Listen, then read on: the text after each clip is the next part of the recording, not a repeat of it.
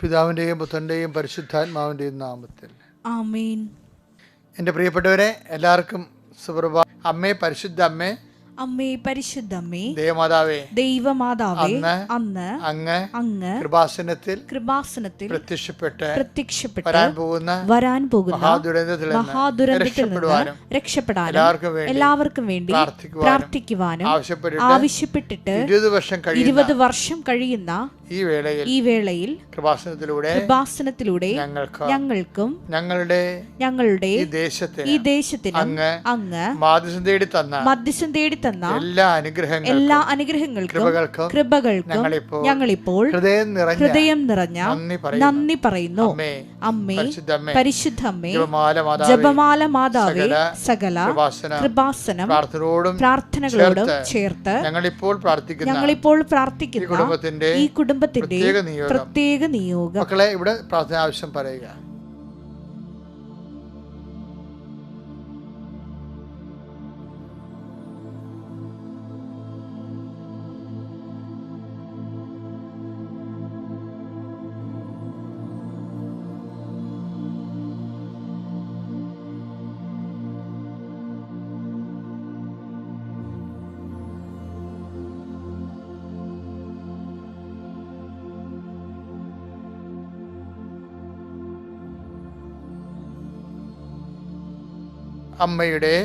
അമ്മയുടെ പ്രത്യക്ഷീകരണത്തിന്റെ ഈ ദ്വാദശക വേളയിൽ ഞങ്ങൾക്ക് സാധിച്ചു തരുവാൻ കനിയണമേ.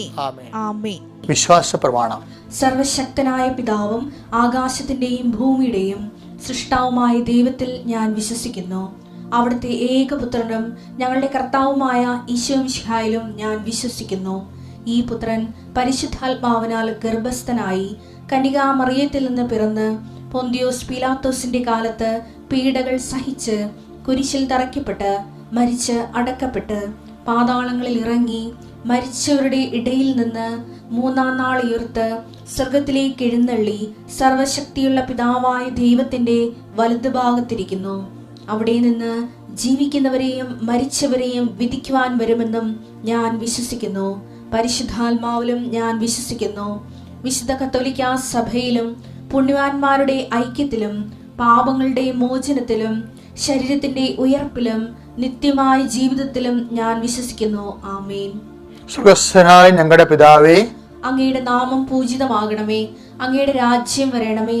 അങ്ങയുടെ തിരുമനസ് സ്വർഗത്തിലെ പോലെ ഭൂമിയിലും ആകണമേ. അന്നു വേണ്ടുന്ന ആഹാരം ഇന്ന് ഞങ്ങൾക്ക് തരണമേ. ഞങ്ങളോട് തെറ്റ് ചെയ്യുന്നവരോട് ഞങ്ങൾ ക്ഷമിക്കുന്നത് പോലെ ഞങ്ങളുടെ തെറ്റുകൾ ഞങ്ങളോടും ക്ഷമിക്കണമേ.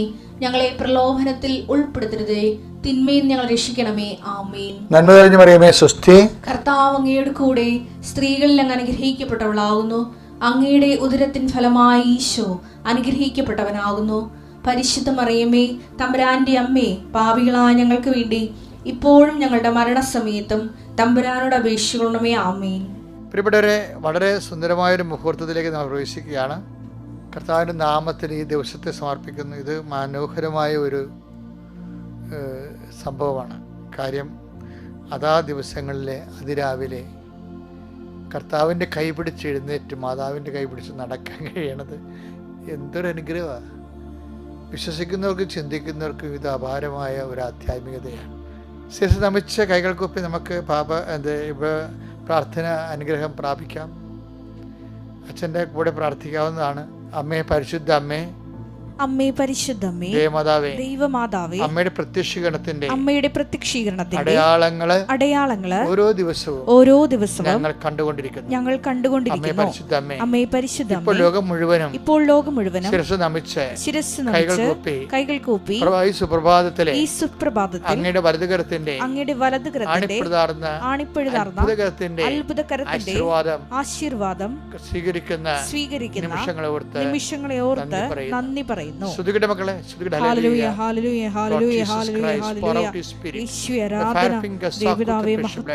എന്റെ കർത്താവിന്റെ ഉന്നതമായ നാമത്തിൽ സഭയുടെ അധികാരത്തിൽ കുരിശിന്റെ അടയാളത്തിൽ ദൈവശക്തിയായി ഞാൻ മക്കളെ ആസ്വദിക്കുന്നു. നിങ്ങളുടെ യാത്രകള്, ജോലികള്, ഇന്ന് ഏർപ്പെടുന്ന ഉദ്യമങ്ങള്, ഉദ്യോഗങ്ങള്, നിങ്ങളുടെ സഞ്ചാരങ്ങള്, നിങ്ങളുടെ ഇടപെടലുകള്, നിങ്ങളുടെ ഉത്തരവാദിത്തങ്ങള് എല്ലാം പരിശുദ്ധ ദേവമാതാവിനെ ഏൽപ്പിക്കുന്നു. കർത്താവേ, ഈ സുപ്രഭാതത്തിൽ അങ്ങയുടെ തിരുസന്നിധിയിൽ നിന്നുകൊണ്ട് കർത്താവ് അങ്ങയുടെ തിരുസന്നിധി അങ്ങയുടെ നാമത്തെ മഹത്വപ്പെടുത്തിക്കൊണ്ട് ഞങ്ങളുടെ ജീവിത യാവനകൾക്ക് വേണ്ടിയുള്ള ഞങ്ങളുടെ യാത്രകളിൽ കർത്താവെ നീ സഹയാത്രികനാകണമെന്ന് പ്രാർത്ഥിക്കുന്നു. കർത്താവ്, മക്കളെ ഓർത്ത് വേവലാതി കൊള്ളുന്ന മാതാപിതാക്കന്മാരും പരീക്ഷയെ ഓർത്തും ജീവിതത്തെ ഓർത്തും മക്കളെ വേദനിക്കുന്ന മക്കളെയും അങ്ങയുടെ തിരുസന്നിധിയിൽ സമർപ്പിച്ച് പ്രാർത്ഥിക്കുന്നു. എൻ്റെ കർത്താവേ, നിന്റെ വിശുദ്ധ പൗരോഹിത്യത്തെ നീ മഹത്വപ്പെടുത്തണം. എൻ്റെ കർത്താവേ, സഭയിലുള്ള സാന്നിധ്യം പ്രകടമാക്കണം. 38 വർഷം അർപ്പിച്ച കൃപാന്റെ ബലികളെ കൃപാസ്ഥാനത്താരെ ജീവനോടെ പ്രത്യക്ഷപ്പെട്ട പരിശുദ്ധ അമ്മയുടെ മാധ്യസ്ഥതയിൽ അവിടെ നടന്ന 10,000-കണക്കിന് ആരാധന ശക്തിയാൽ ഈ കുടുംബങ്ങളെ നീ ആശീർവദിക്കണം. ഇന്നത്തെ ഉദ്യമങ്ങളെ നീ ആശീർവദിക്കണം. രോഗികളെ നീ ആശീർവദിച്ച് സൗഖ്യപ്പെടുത്തണം. കർത്താവെ, ഓരോരോ കോൺട്രാക്റ്റുകൾ കരാറുകളിലൊക്കെ ഏർപ്പെട്ടിരിക്കുന്നവർ അവർക്ക് നിർണായകമായ ദിവസമായിരിക്കാം ഇന്ന്. കർത്താവെ, അങ്ങയുടെ സാന്നിധ്യം ഉണ്ടാകണം. രജിസ്ട്രേഷൻ പോണവരുണ്ട്, ഓരോരോ പരീക്ഷകൾ, പഠനങ്ങൾ, പറമ്പുകൾ ഒക്കെ രജിസ്ട്രേഷൻ പോകുന്നവരുണ്ട്. അതിനെല്ലാം മംഗളപരമായിട്ട് മനോഹരമായിട്ട് നടക്കാൻ ഇടയാക്കണം. കർത്താവെ, സ്ഥാവര ജംഗമ വസ്തുക്കൾ, വീട്ടിന് ആവശ്യമായ കാരണങ്ങൾ, വീട്ടിൽ വളർത്തുന്ന മൃഗങ്ങൾ, അതുപോലെ തന്നെ വീട്ടിലെ ഉപകരണങ്ങൾ ഇങ്ങനെയൊക്കെ പർച്ചേസിന് പോകുന്നുണ്ട്. കടകമ്പോളങ്ങളും വ്യാപാര വ്യവസായ ശാലകളിലും ആവശ്യമായ സാധനം എടുക്കുവാനും കൊടുക്കുവാനും മേടിക്കുവാനും പോകുന്ന എല്ലാ മക്കളെയും നീ ആശീർവദിക്കണം. ചെക്കുകൾ ഒപ്പിടുന്ന ചെക്കുകൾ നീ ആശീർവദിക്കണം.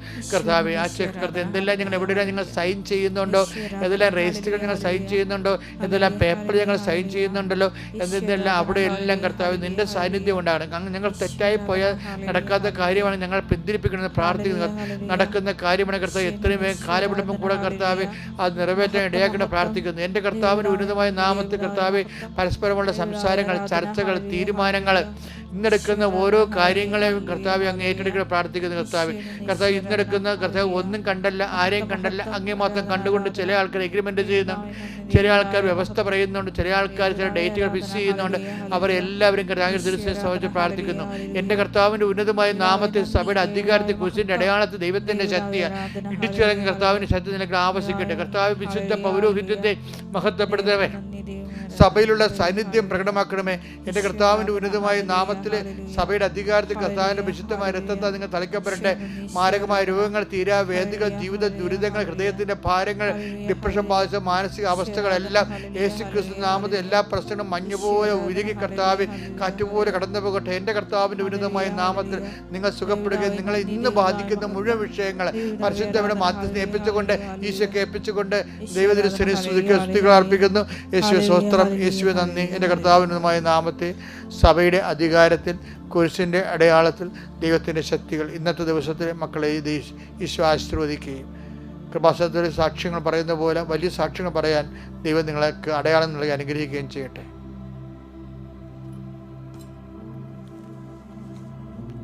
എൻ്റെ പ്രിയപ്പെട്ട, നമ്മളിന്ന് വായിക്കുന്നത് നമുക്കറിയാമല്ലോ പ്രിയപ്പെട്ടവരെ, അതായത് നമ്മളെ ഓരോ ദിവസവും ആത്മാവിലും ആത്മീയതയിലും ക്രിസ്തുവിലും വളരണമെന്നാണ് ദൈവം ആഗ്രഹിക്കുന്നത്.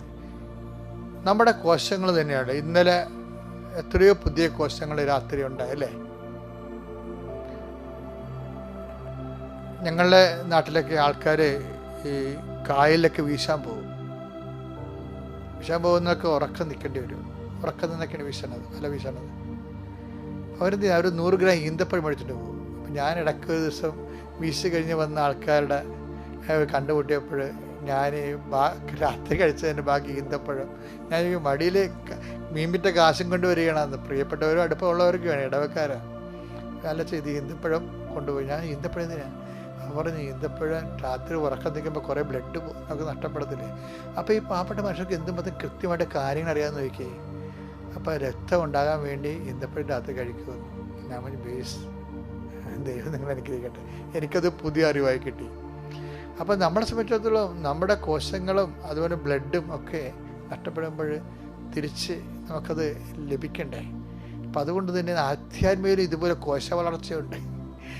ആധ്യാത്മിക കോശം എപ്പോഴും ഇപ്പോൾ കരിസ്മാറ്റിക് കാലങ്ങളിൽ ആൾക്കാർ കല്യാണമൊക്കെ കഴിക്കാൻ വേണ്ടി മകളെയൊക്കെ ഞാൻ കല്യാണം ഒത്താ പെണ്ണിൻ്റെ അപ്പനൊരു പ്രാർത്ഥനക്കാരനാണെന്ന് പറയും. അപ്പോൾ ഞാൻ പ്രാർത്ഥനക്കാരനാണ്. അങ്ങനെ പുതിയൊരു ഒരു വർഗം ഉണ്ടാകുകയാണ്. അപ്പോൾ എന്താ സംബന്ധിച്ചാൽ അയാൾ പ്രാർത്ഥനയ്ക്ക് നടക്കുന്നയാളാണെന്ന് വീടുകളിലൊക്കെ പ്രാർത്ഥിച്ച്. പക്ഷേ എന്താ പ്രോബ്ലം വെച്ച് കഴിഞ്ഞാൽ പ്രാർത്ഥനയേക്കാൾ പ്രധാനപ്പെട്ടതാണ് ആദിമസഭയിൽ പ്രബോധനങ്ങൾ, പ്രാർത്ഥന ഒരു ഘട്ടമാണ്. നമ്മൾ സാധാരണ വിശ്വാസി, പ്രാർത്ഥനയുള്ള ആൾ, സാക്ഷ്യപ്പെടുത്തുന്ന ആൾ, അതിനുശേഷം പിന്നീട് നമ്മൾ പ്രബോധിപ്പിക്കുന്നവരായിട്ട് മാറും. നമുക്ക് ആ വചനം എടുക്കാം. അതിട്ട് ഞാൻ ഉദ്ദേശിച്ചെന്നറിയാം, നിങ്ങൾ ഏത് നിലവാരത്തിലുണ്ടായാലും ഇന്നലത്തെ ആധ്യാത്മികത ഇന്ന് പറ്റത്തില്ല. ഇന്ന് കുറച്ചുകൂടി വളർച്ച ദൈവദൃശ്യനെ കാണിക്കുമ്പോഴാണ് വിശ്വാസം നീതീകരിക്കുന്നത്. 6:1 എടുത്ത് ഹെബ്രായ ലേഖനം. അതിനാൽ ക്രിസ്തുവിന്റെ വചനത്തിന്റെ പ്രഥമ പാഠങ്ങൾ. അപ്പൊ ക്രിസ്തുവിന്റെ വചനത്തിൽ പല പാഠങ്ങൾ അർത്ഥം. പ്രഥമ പാഠങ്ങൾ പിന്നിട്ട് നമുക്ക് പക്വതയിലേക്ക് വളരാം. അപ്പോഴ് പ്രഥമ പാഠങ്ങളിൽ കുറച്ച് പ്രാർത്ഥനയും നമസ്കാരവും ഒക്കെ ആയിരിക്കും. ഇപ്പോഴും ആൾക്കാർക്ക് നമസ്കാരവും പ്രാർത്ഥനയും മറ്റേ ഉള്ളെങ്കിൽ നിങ്ങൾ ഇതിൻ്റെ അകത്തൊരു 4ാം ക്ലാസ്സുകാരനാണ്, അല്ല 4ാം ക്ലാസ്സുകാരത്തിയാണ്. പിന്നെ എന്താണ് പക്വതയ്ക്ക് വളരാൻ? എങ്ങനെ വളരണമെന്നാണ് പറയണത്? 1 കൊരിന്ത്യർ 14:26 എടുത്തേ. നിങ്ങൾ സമ്മേളിക്കുമ്പോൾ ഓരോരുത്തർക്കും ഒരു സങ്കീർത്തനമോ സാരോപദേശം എന്ന് പറയുന്നത് പ്രബോധനമാണ്, ഉപദേശിക്കുക. അത് കൗൺസിലിംഗ് ആണ് ഉദ്ദേശിക്കുന്നത്. അതായത് ഇപ്പൊ ഇന്ന് കൃപാസനത്തിൽ ഒരു അച്ഛൻ രാവിലെ കുർബാനയിൽ പറഞ്ഞു, കേരളത്തിൽ കഴിഞ്ഞ കൊല്ലവും 2023 9,000 പേര് ആത്മഹത്യ ചെയ്തു. 2024 10,000 പേര് ആത്മഹത്യ ചെയ്തെന്ന് പറയുന്നത്. അപ്പോഴെന്നെ പ്രശ്നം വെച്ച് കഴിഞ്ഞാൽ ഏറ്റവും ആവശ്യമായി വന്നിരിക്കുന്നത് കൗൺസിലിംഗ് ആണ്. ആദിമസഭയിൽ അത് ഉണ്ടായിരുന്നു. നമ്മൾ ഇന്നിപ്പോൾ കൗൺസിലിംഗ് അച്ഛന്മാരെയും ബ്രദേഴ്സിനെയും ഒക്കെ ഏൽപ്പിക്കുക, അങ്ങനെയല്ല. നമ്മൾ ഓരോരുത്തരും ആ വചനം വായിച്ച് നിങ്ങൾ ഹെബ്രായർ 5:12 വായിച്ച് നോക്കിയേ. ഇതിനകം നിങ്ങളെല്ലാവരും പ്രബോധകരാകേണ്ടിയിരുന്നവരാണ്. അതാണ് സംഭവം, പ്രബോധകരാകേണ്ടിയിരുന്നവരാണ്. അതായത് സഭ വളരുമ്പോൾ ഇതുപോലെയുള്ള എല്ലാ വിഷയങ്ങൾക്കും ആ വളർച്ച, ജനങ്ങൾ വ്യത്യസ്തമായ സാഹചര്യങ്ങളല്ലേ ഇപ്പോൾ പോണത്. ആ സാഹചര്യങ്ങൾക്കെല്ലാം ഈ ധ്യാനകേന്ദ്രങ്ങൾക്ക് എന്തുമാത്രം മനുഷ്യനെ ആത്മഹത്യ രക്ഷപ്പെടുത്തിയെന്നറിയാമോ? പക്ഷെ അതെന്ന് പറഞ്ഞാൽ ഒരു കേന്ദ്രീകരണമായിട്ടുള്ള ഒരു ശുശ്രൂഷകളുപരി സഭ തന്നെ എല്ലാവരും വളരണം. അല്ലാതെ എല്ലാ കാലത്തും പെരുന്നാളും നടത്തി ചെണ്ടയും മുത്തുകുടയും നടക്കുന്ന ആ അഭ്യാസങ്ങൾ അത് ഒരു പരിധിയാണ്. അതെല്ലാം വിശ്വാസത്തിൻ്റെ ബാലപാഠങ്ങളാണ്. അത് പിന്നിട്ടിട്ട് എന്ത് ചെയ്യണം? നമ്മൾ പ്രബോധകരായി മാറണം. പരസ്പരം ഉപദേശിക്കാനുള്ള കഴിവുണ്ടാകണം. അതിന് പരസ്പരം ഉപദേശിക്കാൻ കഴിയുന്നവരുമ്പോൾ ആ കഴിയണമെങ്കിൽ എന്ത് ചെയ്യണം? ആദ്യം തന്നെ നമ്മളെ ഉപദേശിക്കാൻ കഴിവുള്ളവരായിട്ട് മാറണം. അപ്പോൾ നമ്മളെ ഉപദേശിക്കുമ്പോൾ, പ്രബോധനം ചെയ്യുമ്പോൾ നമുക്കൊരു മോറൽ ക്രെഡിബിലിറ്റി ഉണ്ടെങ്കിൽ, ആധ്യാത്മികമായ ക്രെഡിബിലിറ്റി നേടിയെടുക്കുമ്പോഴാണ് വിശ്വാസ വളർച്ച പ്രാപിക്കുന്നത്. അപ്പോൾ വിശ്വാസ വളർച്ച പ്രാപിച്ചാൽ മാത്രമേ സഭയിലുണ്ടാകുന്ന മറ്റംഗങ്ങളെ, ഏത് സഭയിൽ തന്നെയല്ല പുറത്തുള്ളവരായാലും മനുഷ്യനായാലും മാനസിക അപകടത്തിലൊക്കെ പെടുന്ന ആൾക്കാരെ സന്ധിക്കാൻ കഴിയണം. അങ്ങനെ കഴിയണ സഭയ്ക്ക് മാത്രമേ എല്ലാ കാലങ്ങളിലും പ്രസക്തിയുള്ളൂ. അല്ലെങ്കിൽ സമാധാന കാലത്ത് മാത്രമേ പ്രസക്തിയുള്ളൂ. സഭയുടെ സമാധാനകാല പ്രസക്തി അല്ലാതെ അസമാധാന കാലത്തെയും യുദ്ധകാലങ്ങളിലുമുള്ള പ്രസക്തി ഭക്തി നിലനിൽക്കുന്നത് മറ്റുള്ളവരെ നമ്മൾ നിലനിർത്തുമ്പോഴാണ്. നിങ്ങൾ സമ്മേളിക്കുമ്പോൾ ഒന്നിനു വായിക്കാം. 1 കൊരിന്ത്യർ 14:26. നിങ്ങൾ സമ്മേളിക്കുമ്പോൾ ഓരോരുത്തർക്കും ഒരു സങ്കീർത്തനമോ സാരോപദേശമോ വെളിപാടോ ഭാഷയോ വ്യാഖ്യാനമോ ഉണ്ടായിരിക്കട്ടെ. ഇവയെല്ലാം ആത്മീയ ഉത്കർഷത്തിനായി ഉപയോഗപ്പെടുത്തുകയും ചെയ്യട്ടെ. ആത്മാവിൽ വളരാനും കൃപയിലും നിലനിൽക്കാനും വേണ്ടി പരസ്പരം ഉപദേശിക്കാൻ നമ്മൾ ബാധ്യസ്ഥരാണ്. അപ്പം അങ്ങനെയുള്ളവരുടെ എണ്ണം നേരത്തെ കൂടുതലായിരുന്നു ശരിക്കും. ഇപ്പോൾ വിൻസെൻ്റ് ഇപ്പോൾ ഉണ്ടായിരുന്നു നമുക്ക്, അതുപോലെ തന്നെ സൊഡാലിറ്റി, ലിജോ മേരി ഉണ്ടായിരുന്നു. അവരൊക്കെ പണ്ട് നല്ല പ്രബോധകരായിരുന്നു ശരിക്കും. ഇന്നിപ്പോൾ വീട് വെച്ച് കൊടുക്കുന്ന ആൾക്കാരും ഉപവിപ്രവർത്തനങ്ങൾ മാത്രം ചെയ്യും. ഉപവിപ്രവർത്തനങ്ങളൊക്കെ കാശ് സമയം ഉണ്ടെങ്കിൽ ആർക്കും ചെയ്യാൻ പറ്റും. പക്ഷേ ആത്മാവുണ്ടെങ്കിൽ മാത്രമേ പ്രബോധകരാകാൻ പറ്റത്തുള്ളൂ. അപ്പം അത് സീരിയസ് വിഷയമാണ്. സഭയുടെ സ്വത്തെന്ന് പറയണത് പരിശുദ്ധാത്മാവിൻ്റെ ദാനങ്ങളായ ഇതുപോലുള്ള പ്രബോധനങ്ങളാണ്. വളരുന്നവരെ പ്രാർത്ഥനയെ മാത്രം വളരാതെ പ്രബോധനത്തിൽ വളർന്ന് മറ്റുള്ളവരെ നിലനിർത്താൻ സാധിക്കണം. നമ്മൾ നിലനിൽക്കുകയും ചെയ്യണം, മറ്റുള്ളവരെ നിലനിർത്താനും കൂടി എന്നെ ഉപകരണമാക്കണമെന്ന് ഓരോ ദിവസവും പ്രാർത്ഥിച്ചാൽ നമുക്കതിനെ നിലനിൽക്കാൻ കഴിയും. മറ്റുള്ളവരെ, നമ്മുടെ ഒപ്പം മറ്റുള്ളവരെയും. ദൈവം നിങ്ങളെ അനുഗ്രഹിക്കണം.